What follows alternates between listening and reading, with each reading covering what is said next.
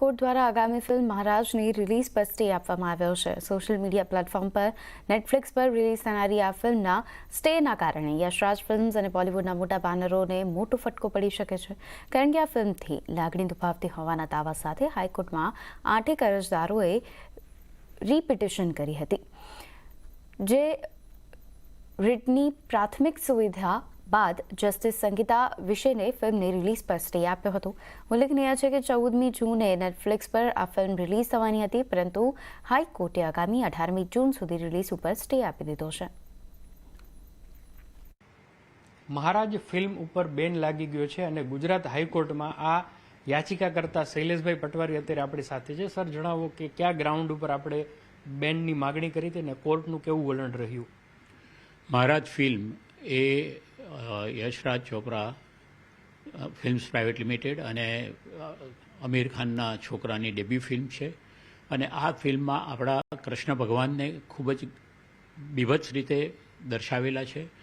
આપણા સંસ્કૃતના શ્લોકોને પણ જુદી રીતે મરોડીને બધું એનું પણ ખોટી રીતે એ કરેલ છે. અને આ ઓટીપી પ્લેટફોર્મ પર લાવવા પાછળનું કારણ એ છે કે એમના ઉપર બહુ રિસ્ટ્રિક્શન્સ ક્લિયરન્સમાં ના મળે અને આ વસ્તુ વર્લ્ડ ઓવર આપણા પુષ્ટિ માર્ગના કૃષ્ણ ભગવાનના ખોટા પ્રચાર થાય એને માટેનું આયોજન હતું.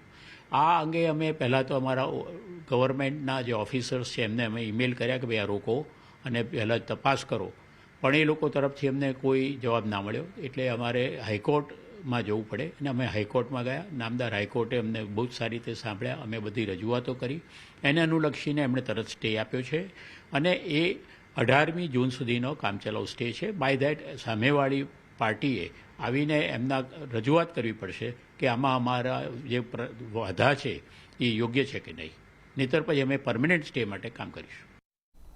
તો હવે વાત કરીએ હવામાનની આગાહીને લઈને. ચોમાસાને લઈને હવામાન વિભાગે આગાહી કરી છે અને ચોમાસાની ધરી હજુ વલસાડ, નવસારી સુધી પહોંચી છે. આ સાથે જ રાજ્યમાં આગામી 7 દિવસ વરસાદની આગાહી પણ કરાઈ છે. આવનારા 7 દિવસ સુધી થંડરસ્ટ્રોમ અને હળવાથી મધ્યમ વરસાદની આગાહી વ્યક્ત કરાઈ છે. ત્યારે આજે અમદાવાદ, ડાંગ, સુરત, તાપીમાં વરસાદની આગાહી કરવામાં આવી છે. आने वाले दिनों के लिए जो गुजरात स्टेट के लिए फोरकास्ट दिया जा रहा है वो आज की बात करेंगे तो आइसोलेटेड प्लेसेस पे लाइट टू मॉडरेट रेन और साथ में थंडर स्टॉर्म की वार्निंग दी गई है. और जो डिस्ट्रिक्ट है जहाँ पे लाइट से मॉडरेट रेन और साथ में थंडर स्टॉर्म होंगे वो डिस्ट्रिक्ट है बनासकांठा, गांधीनगर, अहमदाबाद, दाहोद, छोटा उदयपुर, नर्मदा, सूरत, डांग, नवसारी, वलसाड, तापी, दमन और दादरा नगर हवेली.